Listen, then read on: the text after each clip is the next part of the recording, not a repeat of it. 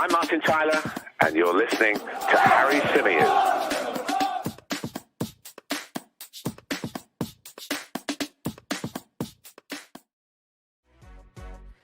Hey everybody, how's it going? Welcome back along to the Chronicles of a Gooner, the Arsenal podcast, part of the 90-Min Football family. As ever, I'm your host, Harry Symeou, and on this edition, we've got plenty to discuss. We're going to be discussing the new away kit. It's pretty bad, isn't it? Not my cup of tea. We'll be bringing you up to speed with what's going on out in the United States. We'll be talking Balogun, Pepe. We'll be talking Arteta on Rice. And has Mikel Arteta hinted at further incomings ahead of the closure of the transfer window? We'll have to get into that as well and see what we think. Right, let's do this then. Let's talk all things Arsenal. Tried something different there with the kind of intro music thing on the live streaming software. I have no idea how it sounded to you guys. I had music in my ears, but I don't know how it came out. So if it was a shit show, if it was a disaster, I apologize in advance for that. I was trying it. I'm not going to know how it sounded until I listen back to the show a little bit later on, and then I'll figure out whether it's something we want to do going forward or not. William Salibak says, it was good. James says, fancy new music. I'll take that. It means it didn't drive you insane. I wanted that little bit of music in the build-up, at the start of the show when you're trying to set the scene and sort of explain what's coming up in the program and get people kind of, I guess, semi-hyped about what it is that you're going to talk about. You need a bit of a bed of music, don't you? Since sort of doing a lot of radio stuff, I've found that when you want to really prop something up, you need a bed of music in the background. If you don't have it, then it can be quite difficult. So, yeah, hopefully that's something we can add moving forward. But I was sort of controlling it and all that live. We don't post-edit this show, remember. We literally take it in its YouTube live form and then we publish it. So what I'm trying to do is do all of these things as well as possible, but to a point where I then don't need to go out and edit it afterwards, because otherwise that will impact on how many shows we get out and all the rest of it. Ravel in the chat says, Harry, learn to respond to some of us' questions. I respond to loads of questions, man. What are you talking about? Keep them coming in and I'll get to as many as I can during the show. I promise you. Sometimes I miss some because there are plenty coming through all of the time. But yeah, get one in and I'll keep an eye out for you in this show, my friend. Right, let's say a few hellos before we dive into the big talking points today. We're going to say hello to Junior Gunner, Femi, Jimmy, Blackshine, Paul Nell, William Salibak, the Italian Stallion. Melanie's with us. James, Steve, Thierry Henry, apparently. Mr. E, we've got Jimmy Flo. We've got Ravel, we've got James, we've got Daniel, we've got Trev, Creambone. We've got Terry Grant. We've got Mafia Boss. We've got Wandering Minstrel. And if I've missed anyone, I do apologize. But I will crack on with the show now because I'm just conscious I've been rambling for a little bit of a while. Right. So what are we going to discuss today? Well, let's start off then with the new away kit. Oh, man. The less said about this kit for me, the better. I normally see kits in their kind of early stage, as in prior to them being released, and I normally make my mind up almost instantly as to whether I like it or not. But then what I try and do is I try and wait till I see the team actually wearing the kit, because a lot of the time I've seen kits sort of in this stage, what we're looking at now, which is the whole, I don't know, the promotion stage, and then I think, oh, I don't really like that, and then the players wear it and I think actually that was nowhere near as bad as maybe my first impression of it was. But even factoring that in, I just can't see how I'm going to like this one, how I'm going to get on board with this one. I really, really, really, I'm sorry, I really don't like it. I understand that there is some idea behind this, that there's some sort of context behind this. The whole lines thing is supposed to be a pattern that represents a map out of Islington or something like that. That's what I read. I don't really get it. It just looks like wavy lines to me. I don't like the main color as it is, but the bit I think that really is strange to me and makes zero sense is the color of the badge. Why is our badge in blue And why is the Adidas logo in blue? Why is the sponsor in blue? None of it makes any sense to me. Paul Nell says in the chat that it reminds him of the United third kit from the 2021 season that was zebra striped. That has got to go down as one of the worst kits in football history. I remember exactly the one you're talking about because a mate of mine who's a Manchester United fan, he was celebrating his birthday around the time that kit was released. And a few of us chipped in to get it for him with his name on the back and all the rest of it. And half of the reason we bought it for him was because it was so shit and it was so bad. And we wanted to make him wear it and then poke fun at him. And we've gone and done something very, very similar. What I will say is Man United have released an equally bad kit this season as well, which I saw a little bit earlier on today. Some of you have suggested to me on social media that there's a scientific reason behind the color of this kit. Now, if you think back to when we first started to see loads of fluorescent colors in goalkeeping kits, we used to be told that what it was a deliberate thing, because if you're a striker, you're running through on goal and you've only got an opportunity to look and glance up, and the goalkeeper's trying to make himself big. Being in a fluorescent color supposedly gives off the illusion that the goalkeeper is bigger than he actually is, because as a striker, you're only glancing up very, very quickly and all the rest of it. Is there something along those lines in this idea to produce a kit of this color? I mean, I'm really, really clutching here, aren't I? But look, bottom line is I don't like it. I don't think I'll ever like it. When you compare this kit to the black one of last season, which for me was one of my top 3 Arsenal away kits of all time. In fact, my top 3 Arsenal kits of all time. This is such a come down.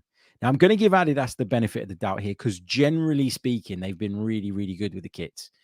But this one for me is a no-go. I might be buying it because, you know, I do that and I'm a sucker for these things, but I won't be wearing it anywhere. It will just be one of those ones that goes into your cupboard and becomes a part of your collection. You're not going to catch me walking down the streets of North London with that on my back, I don't think. Is this one of those kits that could become iconic in that it isn't very popular at the moment? And I haven't found a single Arsenal fan that I've spoken to or come across online today that has been complimentary of this kit, which says a lot, doesn't it? There's not even people sitting on the fence. It's literally just a bad kit. That's the way it's been taken. But I think back to the bruised banana kit. Now, I remember people telling me, because I don't remember when the bruised banana kit came out, but I remember people telling me sort of later on, years and years after the sort of Anfield 89 thing, that the bruised banana kit was met with a very, very similar response, was met with a bad response. Nobody really liked it. But because of what Arsenal achieved in that kit and because of what happened in that kit, it became iconic. And now it's one of the most loved kits and iconic kits that Arsenal have ever had in the eyes of many.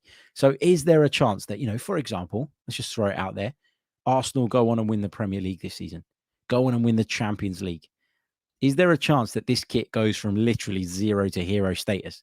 Like, is there a chance that this kit goes from being disliked by everybody pretty much to being revered, and it's one that we might see worn 20 years down the line by fans walking around? I don't know. Let's take some of your thoughts on the kit in the live chat.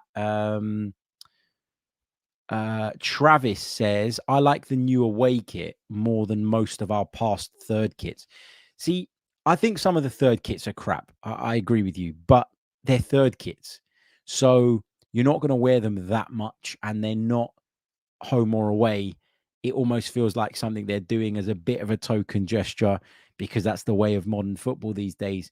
And so I don't really pay too much attention to the third kits. What I will say is that this year, the green third kit that we've seen lots of pictures of and leaks of is better, in my opinion, than this kit. So I'd actually quite like it if, and I know it's not going to happen, but if we swap them round, if we made the green one the away kit and made this the third kit. I don't know. What else have we got? Travis says, I like this kit. Wow. The first positive comment I've seen about it, literally. Steve Hester says, to be fair, though, the black shirt last season was class. It absolutely was. It absolutely was. Patrick says your away kits have to be bright or dark. Last season was dark. This season is bright. Slingshot Dave says, love the black kit last season. If we win the league this season, then this kit will become iconic. Justin says, a rare loss for Adidas on this kit. It's not great, but they've made so many nice kits, so they're forgiven. Fair. BX Gunner says, this kit looks like they let a 3-year-old design it on an iPad. Yeah, I don't even disagree with that. I don't even disagree with that. Matt G says art is subjective. True. It's a good point. It's a good point. Although I don't know that you can even put this in the category of art. Can you? Isn't that a bit insulting to art as a concept? I don't know. Asru says this kit is trash and a joke. Yeah, look, it's not nice. It's not nice. Jean Rene says, I don't like the kit, but I have to admit, since the video, it's growing on me slowly.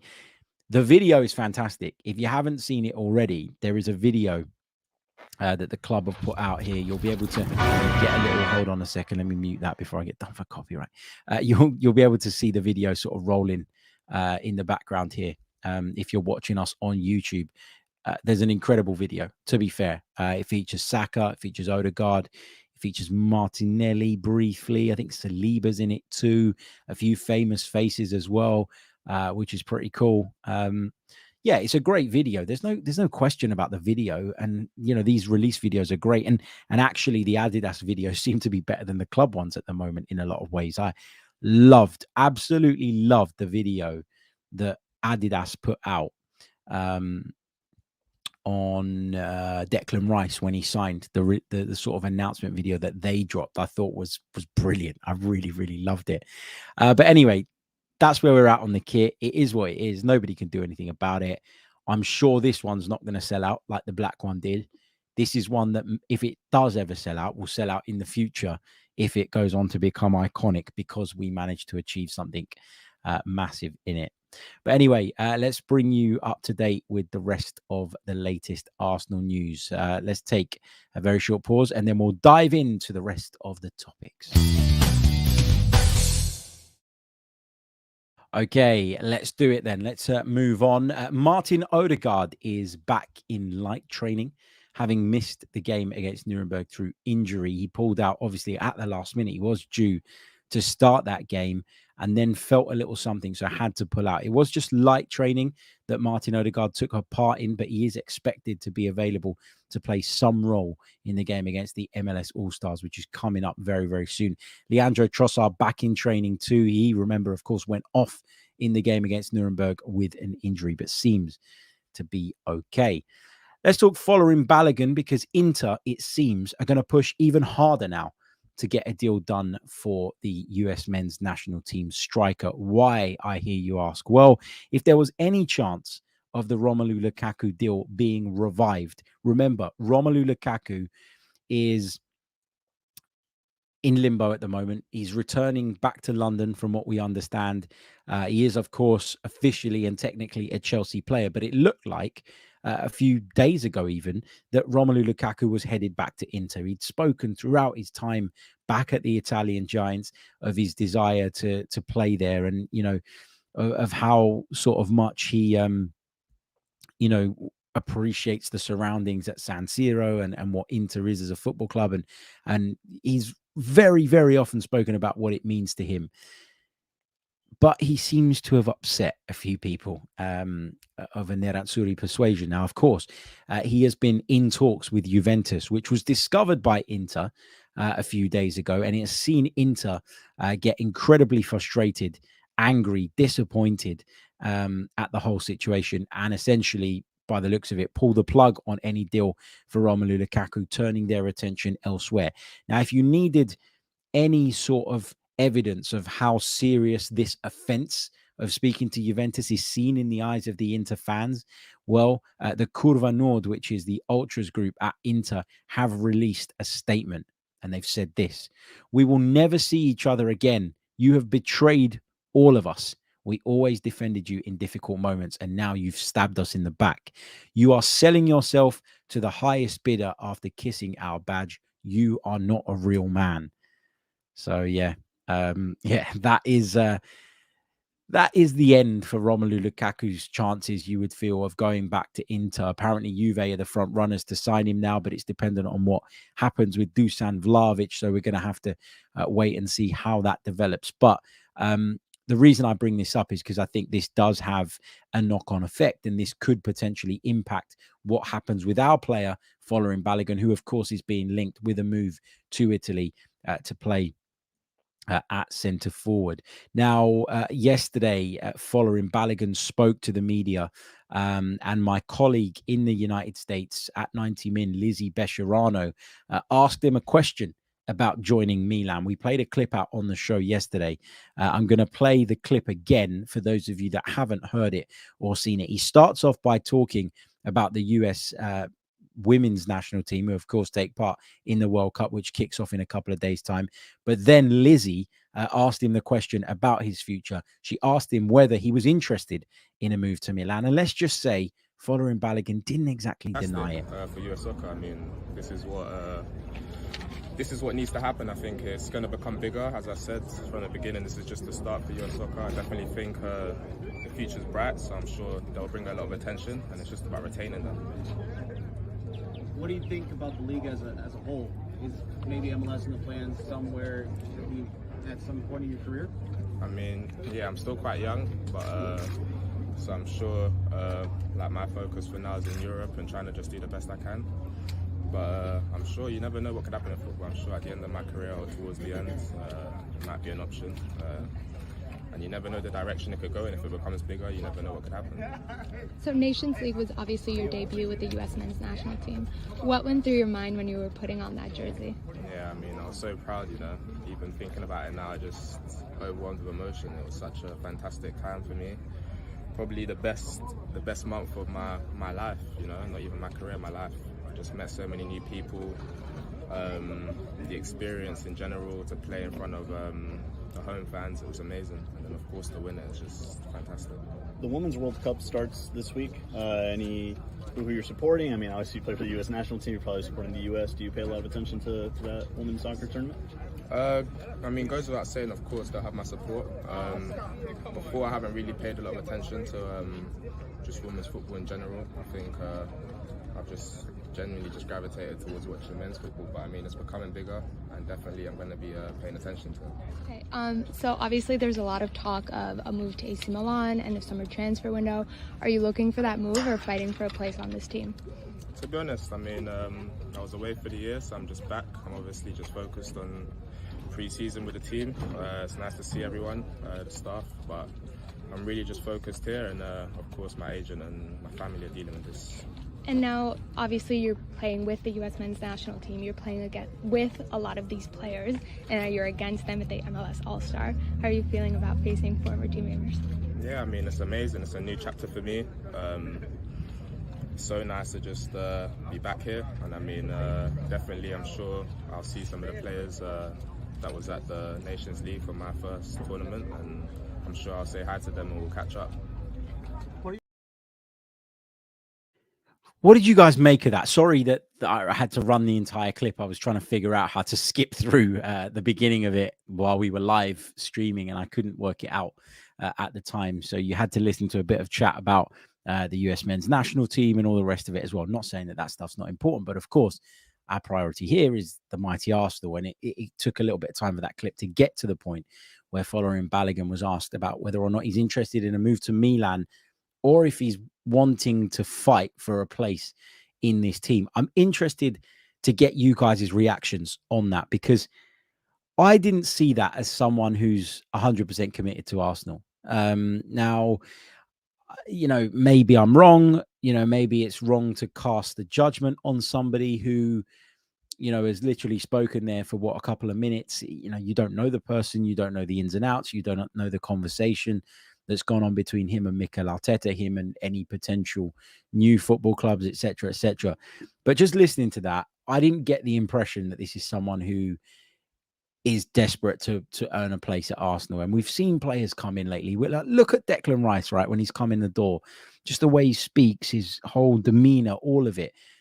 you get the impression that he's delighted to be there. And to a point, we've come to a place as Arsenal Football Club now where we should only be interested in players that really want to be here. We've progressed, we've moved forward, we've got to a point where we are very, very competitive again. And I just find this a little bit, I don't know, like he kind of said, well, my sort of family, my agent are dealing with that. And it's a bit like, well, you're the guy that they're working for, mate. So you should probably have a say in where you end up and all the rest of it. I don't know. Let's see what you guys have to say on this. What have we got? Let me see. Luke says, I was all up for trying to make it work with Balogun, but he seems to think he should automatically start for us. And I think it would be a problem if he isn't. Regrettably, I'd sell him. BX Gunner says Balogun. BX Gunner also goes on to say he has 1 foot already out of the door. Matt G says he's bluffing. What else have we got? Thomas says he's going to leave. What else have we got? Paul Nell says, sell this man. Leslie says, I think people are taking it the wrong way. He wants to play, but he was asked about MLS and just made it clear that Europe is better and where he wants to play. That could include Arsenal as well. What else have we got? Steve says, not sure he wants to be at Arsenal. Some of you comparing him to Lord Bentner of the past in the way that he sort of rates himself and all the rest of it. Wandering Minstrel says he's looking for a move if the money speaks. Johan says he knows he's leaving if the right offer comes along. Graham says he's a smart arse and full of BS. Let's get some money. He's no Arsenal man. I'll tell you what, I'm not going to sit here and throw mud at Folarin Balogun off the back of that interview. I will say that to me it wasn't convincing in that I never came away from seeing that yesterday and thinking, oh, well, yeah, you are committed. A better response would have been, look, I'm here. I'm back at the club. I've been away for a year. I'm focused on sort of showing people what I can do. And ultimately, there will have to be conversations with the club, with the manager, with my agent, with my family, if an opportunity comes along. But for now, I'm here. I'm focused. He could have shut the move talk down without shutting it down behind the scenes, if that makes sense. Because now, whatever happens with Folarin Balogun, there's going to be that doubt around his commitment. So if he stays at the club and he doesn't play very well, people are going to go, well, he's not committed. He doesn't want to be here anyway. Like sort of as a default position, that's where people will go to. And I don't want that, I don't want that. And I don't want to cast judgment on him based on solely that interview. And I think a lot of people watched that yesterday and were a bit like, well, if you're not committed, then see you later, mate. But we have to get the right price. We have to get the right money. And we're not a charity case. This is Arsenal Football Club. We've spent an awful lot of money. We're going to need to bring some money in if we're going to continue that spend. And if we want to sort of make the books look that little bit more healthy moving forward, which I'm sure is something the owners of the club will want, whether they'd admit that publicly or not. Let's move forward from that. Folarin Balogun, though, not exactly committal to life at Arsenal.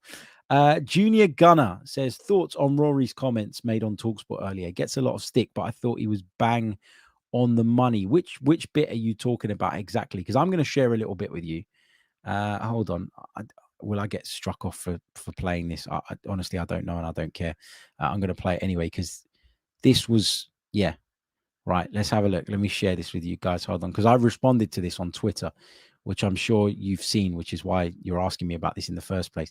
Anyway, as you know, I've been on the TalkSport show quite a bit over the summer, the Transfer Insiders, which is hosted by two good friends of mine, Rory Jennings and Ade Oladipo. Rory and Ade were talking about the Kai Havertz signing, and somehow I was brought into the equation. Have a listen to this. A lot of people aren't being honest, but you're right. It doesn't. Remember, we had Harry Symeou, and he was like, "Was a great player at Chelsea." No, and then he tried to pretend that he was saying that while he was at Chelsea, as if Arsenal fans last season were constantly complimenting Kai Havertz. Kai Havertz missing open goals at Chelsea, and Arsenal fans are going, "God, we love him at Arsenal." Yeah, I know. There's been a total and utter rewriting of history. Completely. Yeah, we've always admired him. We've always thought Kai Havertz is the right player. Talking to me and you, I think they said, "Yeah, but you got to look at his time at Bayer Leverkusen." Yeah, I know. I was like, "What?" Yeah, you just skip 3.5 years at Chelsea. Just skip that. 3 years at Chelsea. Yeah. But no, what Robbie said there was true though. Robbie saying that bringing in Kai Havertz. Anyway, I don't know if you heard that. I hope you heard that. But basically, again, we're doing all this live. Basically, what they were saying is that Arsenal fans are rewriting history, and that we are basically saying that Kai Havertz is a great player because he's joined Arsenal. And I responded to that tweet because that is not the truth. Not in my case. I can't speak for others, but I responded to the tweet and I said, you can go back as far as 2020 to hear me talking about how talented I think Kai Havertz is. And I even released a podcast, which you guys will know, a couple of days before the news broke that Arsenal had approached Chelsea, in which I said I felt he was worth trying to sign. There are receipts for my comments on Kai Havertz. This is not one I've just jumped on the bandwagon of. That to me was a bit like, come on, man, you know that's not the case. Why are you saying that on air? Why are you bringing me into the conversation as if I've sort of changed opinions overnight and sort of just jumped on a bandwagon? You guys know better than anybody that listen to this and watch this regularly that I admire Kai Havertz. I did before we signed him, and I will continue to do so. And fingers crossed he can deliver and bring success to Arsenal and on a personal level for him as well, because I think he really does have to pick it up. But I think Arsenal is the right environment for him to do that. Anyway, let's move on. Let's talk Nicolas Pepe, because of course there is interest in him. Interesting to see what Arsenal are going to do with Nicolas Pepe this summer, because you know he's a player that obviously we signed for big money. He was our record signing prior to Declan Rice coming in. £72 million, a lot of money. A lot was made of that fee. It just hasn't worked out. He went out on loan last season to France. He went over to Nice. And if I bring up the statistics from last season, it didn't go great for him at Nice. You know, it didn't. Injuries were a problem for him, as we found out. He managed just 19 appearances for Nice in Liga and 6 goals, which is not disastrous by any stretch of the imagination. It's just outside of 1 goal in 3, 1 assist on the board.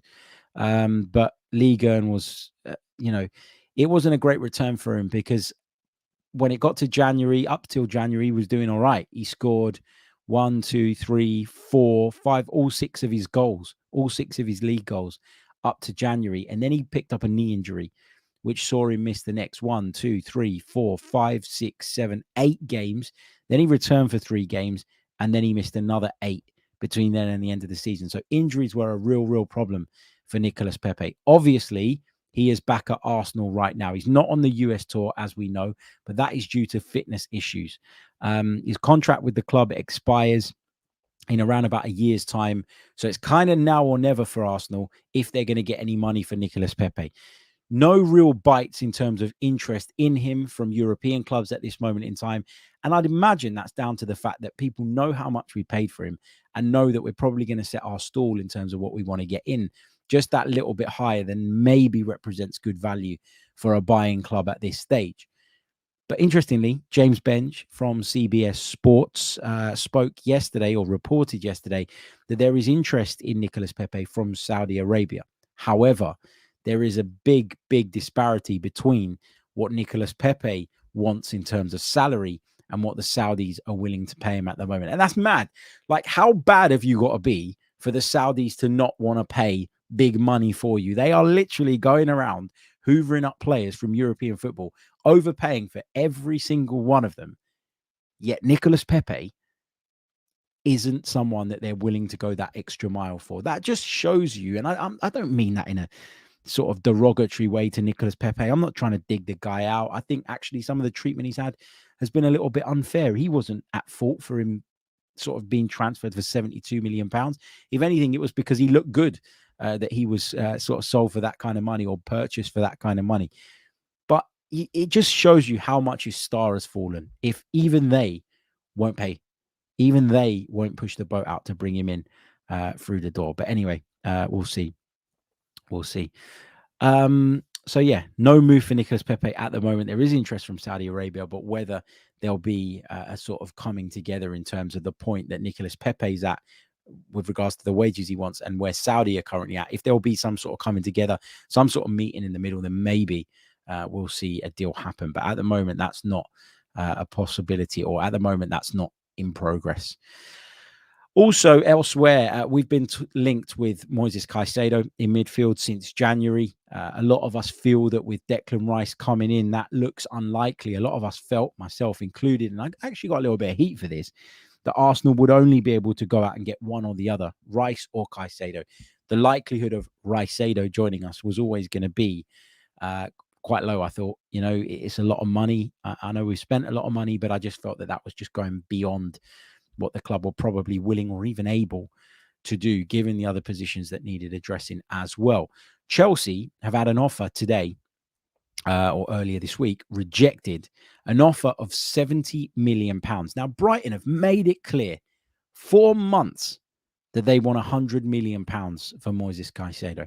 They rate him in the same bracket as Declan Rice. They believe that if Declan Rice is worth £100+ million, Moises Caicedo is too. Chelsea made an offer, which they say is their, or the report says is their second offer. Brighton say it's the first offer. So I don't know who's lying. We don't know who's telling the truth. But it's for £70 million with no add-ons. Where is the same energy for Chelsea that Arsenal were met with? It's an insulting offer. It's a derisory offer. All of the rest of it. Where is that same energy when it comes to Chelsea? It's just not there, is it? It is just not there. And it's interesting. It's funny that, because the narrative around Arsenal lately just sort of really highlights for me how much Arsenal have improved as a team. The fact that people seem to dislike us again, the fact that people are looking for any reason to sort of get on our backs is just, yeah, it's mad. You know, it's crazy to me that we're kind of in this world now where Chelsea can do something and it's like, oh yeah, whatever, it's fine. Brighton are greedy. But then if Arsenal do it, it's, oh, Arsenal are taking the piss here. Arsenal are out of order. All the rest of it drives me mad. It really, really does. But anyway, that's that. So Moises Caicedo, we think, the subject of serious Chelsea interest, but how long that's going to take to get over that. Look, I think it will get done for what it's worth, but where they'll meet in terms of the price, I don't know. I think Chelsea would look silly if they don't end up getting him because of how much they clearly need a midfield player.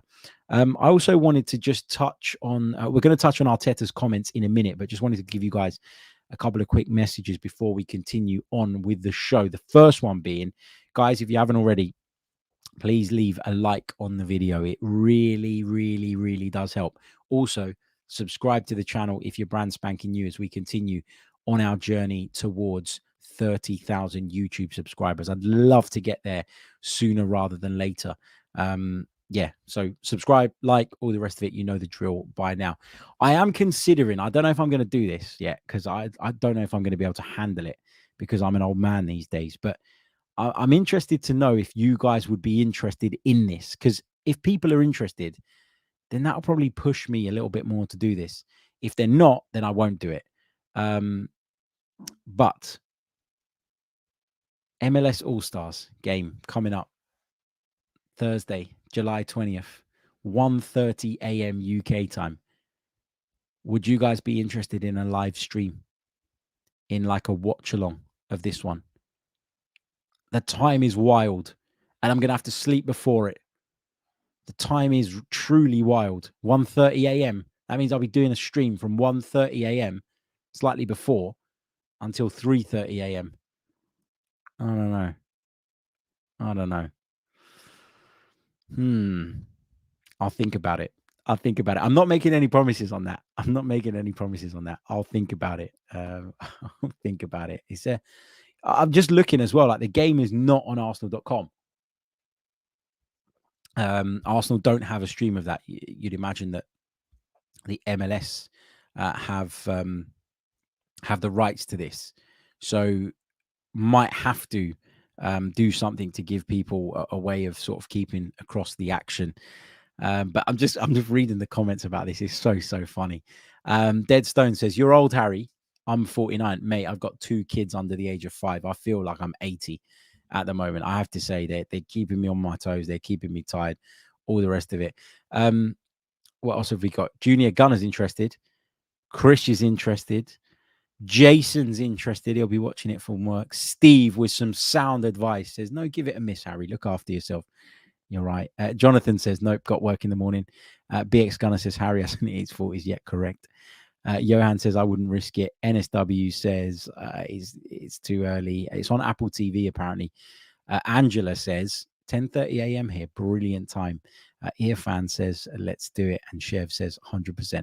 I'm not promising anything, but I will think about it. But yeah, anyway, this is the thing, right? I can't commit if you're not going to commit. NSW says, I can't promise I'd be there because of the time, but it's a cool idea and I may wake up to see it. Well, I'm not going to do it for people to maybe wake up and watch it. We're either going to do this together or we're not going to do it at all. Brilliant stuff.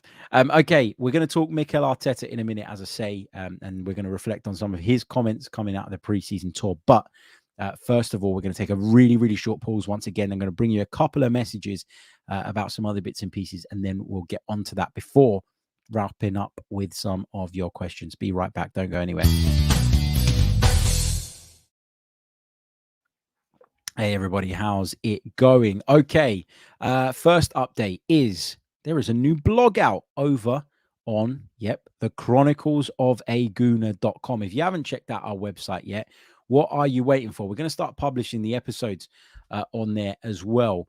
The link to this blog, if you go to the community tab on the YouTube channel, which you will be watching this on, or you won't be watching this on, you might be listening to this on, you will find a link to my latest blog, which I put out today. And the blog is basically a guide to coping with the rising levels of expectation around the Arsenal. Everybody's saying it. Arsenal have to do this. Arsenal have to do that. Arsenal need to go on and win it. All the rest of it. Yeah, fine. Okay, we've spent a lot of money. There is an added pressure now on Arsenal and on Mikel Arteta to go out and deliver and bring the glory days back to Emirates Stadium. I don't think anybody denies that. But there are 3 key rules here for me, and I don't want to spoil them too much. I'll give you the headlines. Number 1 is enjoy it. Number 2, take the hate that we're getting as a compliment. And number 3, remember what's important. But for more on that, if you want to understand how I'm going to cope with the new season, then check out my blog, thechroniclesofaguna.com, and you'll find it all there.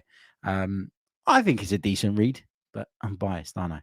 So you go over there, you let me know, and you give me your thoughts in the comment section after this video is over, so that I can actually check them and read them, because the live chat stuff doesn't stay unless I replay the live chat and then I have to go through it and pick stuff out, and it takes an absolute age. Anyway, let's get on to Mikel Arteta, who's been speaking. He's been very, very complimentary of Declan Rice, of his aura, of his character, of his leadership, of his experience, and all the rest of it. And he called him a lighthouse. Interesting. But I see what he's saying. I see where he's coming from with that. Mikel Arteta does think a little bit outside the box sometimes, doesn't he, with his words and with his sort of psychology and all the rest of it. But yeah, you know, you can tell from the way he talks about Declan Rice, and he talks about loads of his players in glowing terms, but you really felt when he was speaking about Declan Rice that there was a lot in that. Like, he's over the moon that he's been able to get him in the door. And you better believe it, Mikel Arteta really, really pushed for this deal.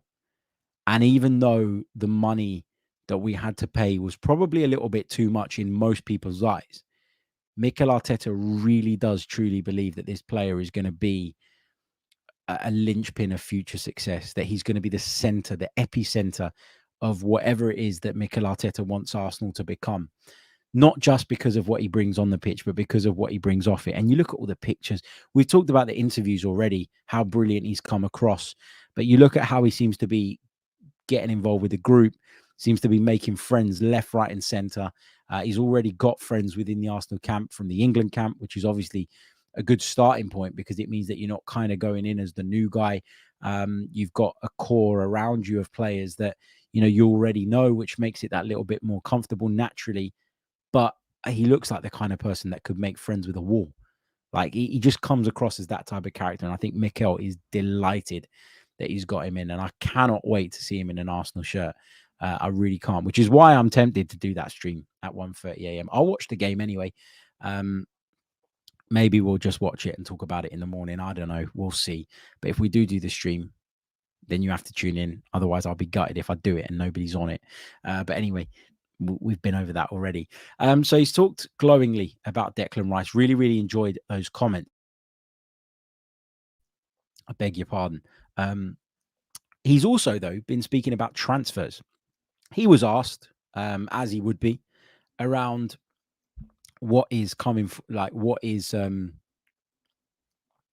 was asked about what we can expect for the rest of the window. And although Mikel didn't give anything away, he didn't exactly shut the idea of bringing more players in down, did he? He kind of hinted at the fact that although maybe there's not any clear plans in place or any specific plans in place with regards to what they might do in terms of further incomings, he kind of suggested that Arsenal will be ready and waiting to take any opportunities that arise.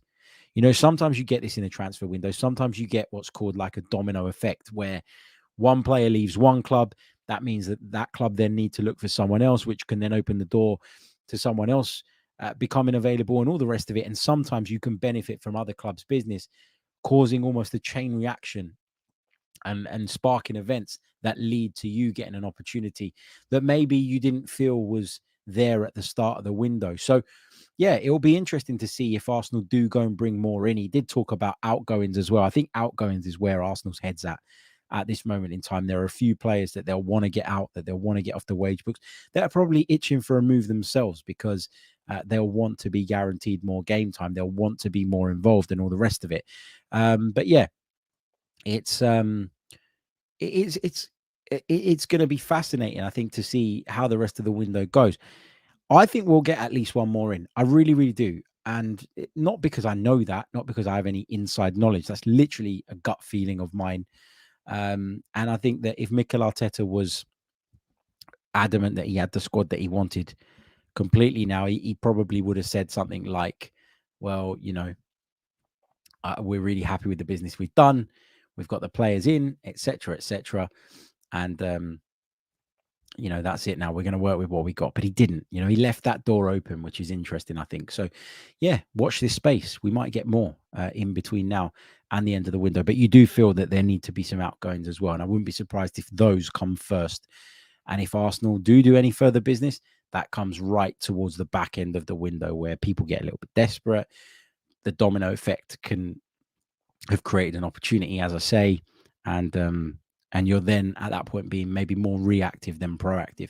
We've been really proactive at the start of the window. There comes a point in the window, I think, where if you've done your priority business, you flip from proactive mode to reactive mode, and that's absolutely fine. So, yeah, we'll see. Okay, that's kind of everything I think I wanted to touch on today's show. So we're going to round it off, last 10 minutes or so, with you guys' questions. So start getting them in the live chat box. Subscribe to the channel if you haven't done so already. You know the drill by now. That's the other thing that I needed to tell you. Hold on. I can't believe I forgot this because I'm so excited about it. It's terrible of me to forget about it. Hold on a second. Let me bring up the link so that I can show you guys on the screen. 1 second. Let's mute that. Hold on. Where are we? Here we go. So, as you guys know, I absolutely love working with Tom Canton of the Gooner Talk TV. He is brilliant at his job, fantastic at what he does. We've been on a similar journey in that, although he's more a written journalist than I am, he's a much better writer than I could ever be.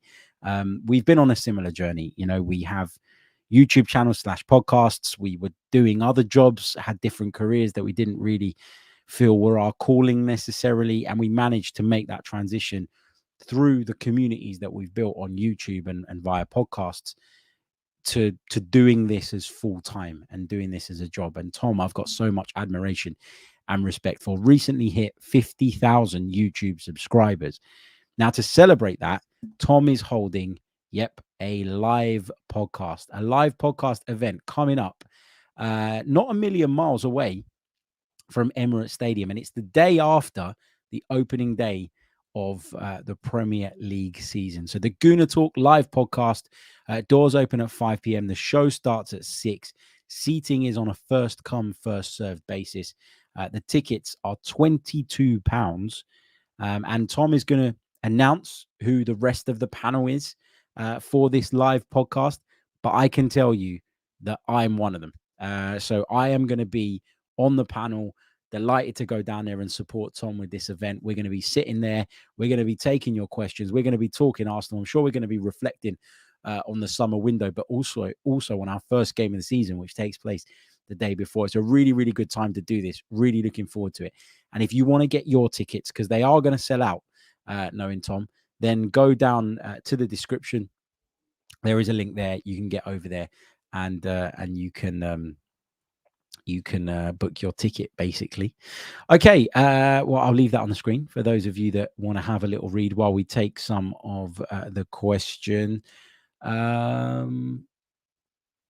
Slingshot Dave says, do you know what Victoria Concordia Crescent means? Of course, that used to be on Arsenal's old logo, Latin, I believed, not just a translation. Do you think many fans do?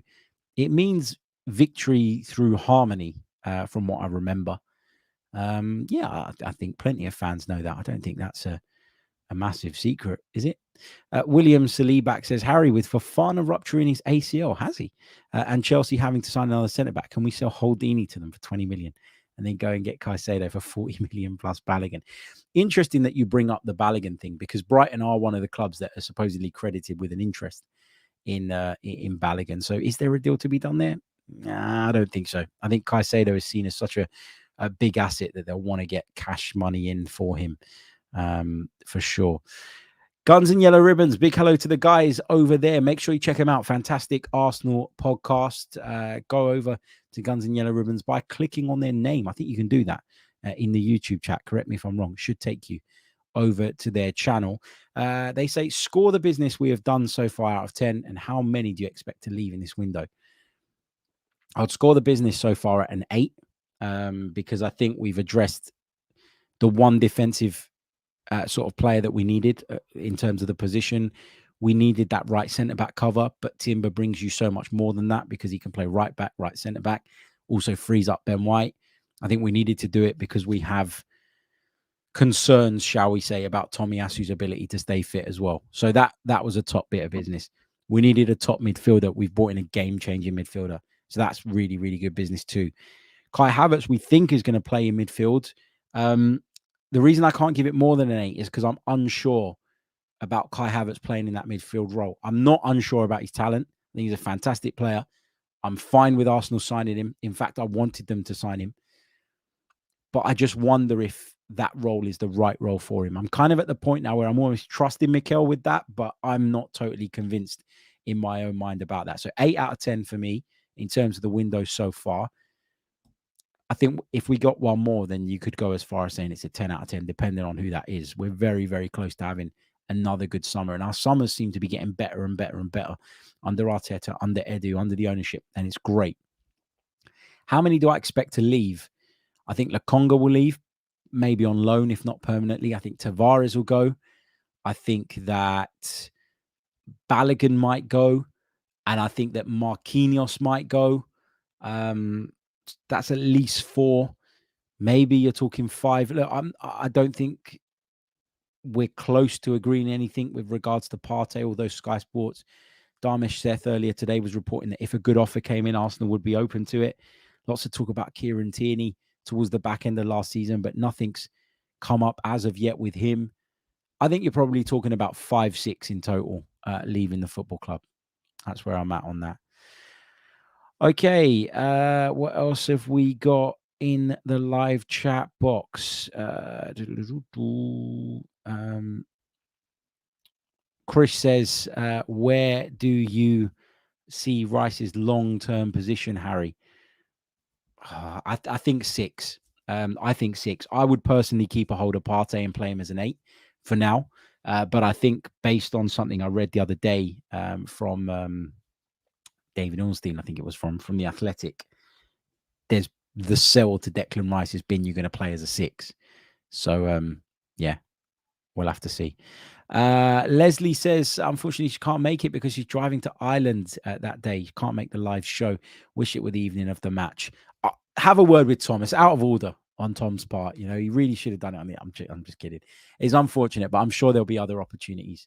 You know, there's no reason why if it doesn't go well, we can't do another one as well later down the line. Deadstone says he lives in Edinburgh now. It's a long old way to come to listen to me and Tom chat about Arsenal. I agree. And the rest of the panel as well, because there's a lot of panelists apparently. Some really, really good ones on the list. What else have we got? Dan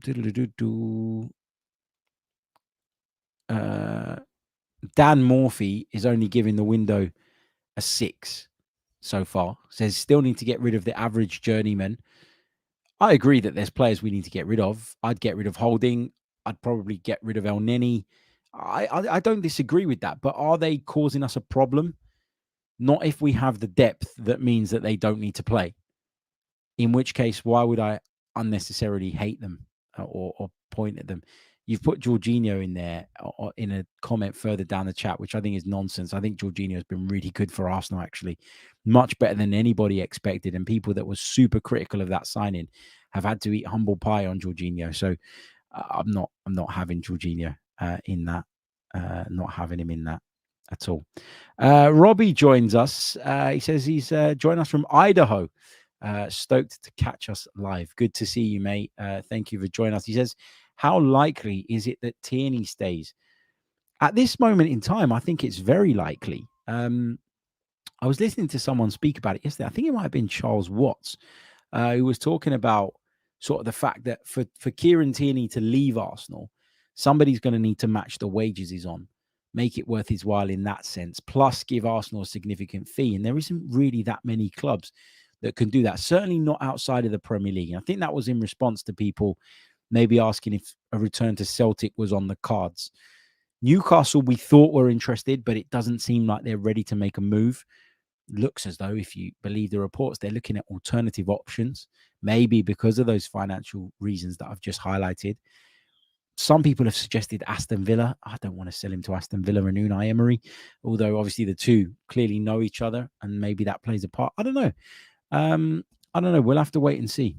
We'll have to wait and see on that. But at this moment in time, there isn't a deal close, just like there isn't with Thomas Partey. And that's why, although I'm not saying that the reporting around Thomas Partey is completely inaccurate, I'm not saying that he's definitely categorically 100% staying. I am a little bit wary of some of this Partey chat because it's all very vague and none of it really seems to have any substance to it in terms of detail. So we'll see.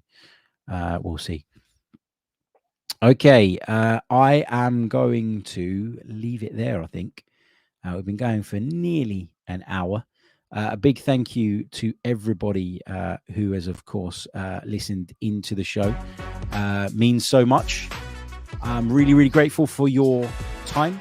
Really, really grateful for all the wonderful interaction in the comments as well. We're going to say our goodbyes. I'll see you all tomorrow with another piece of content. If you've got any questions for tomorrow's show, then please do leave them in the comments section below once this video finishes, because that allows me to go on and retrieve them. But yeah, looking forward to the next one. Maybe we'll have some further updates on Partey, on Balogun, perhaps on Nicolas Pepe too. We'll be getting ready, of course, for that MLS All-Stars game, which is coming up in a very, very short while. It's Thursday morning, 1:30 UK time. So it's kind of Wednesday night in the UK. So tomorrow night, basically, for us. But depending on where you are in the world, that works differently. Check the Arsenal website. If you log on from your browser, you should be able to work it out. Anyway, I'll see you all next time. Until then, take care of yourselves. Goodbye and up the Arsenal. I'm Martin Tyler, and you're listening to Harry Symeou.